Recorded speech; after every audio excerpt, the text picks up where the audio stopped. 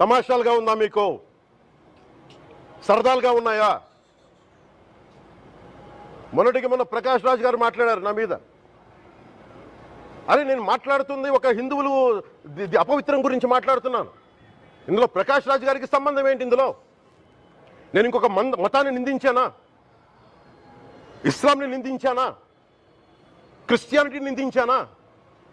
అపవిత్రం జరిగింది, ఇలా జరగకూడదు, ఫుడ్ అడల్టరేషన్ జరిగిందని మాట్లాడుతుంటే దీన్ని గోల చేయకూడదంటే తప్పు జరిగినప్పుడు మాట్లాడకూడదా? ఒక అపవిత్రం జరిగితే మాట్లాడకూడదా? దేవతా విగ్రహాలను శిరచ్ఛేదం చేస్తే మాట్లాడకూడదా? ఏం పిచ్చి పట్టింది ఒక్కొక్కళ్ళకి? ఎవరి కోసం మాట్లాడుతున్నారు మీరు? ప్రకాష్ రాజ్ కూడా చెప్తా ఉన్నాను, నాకు మీరంటే గౌరవం.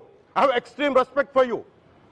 కానీ when it comes to secularism, Prakash Raj గారు, it's a two way, not one.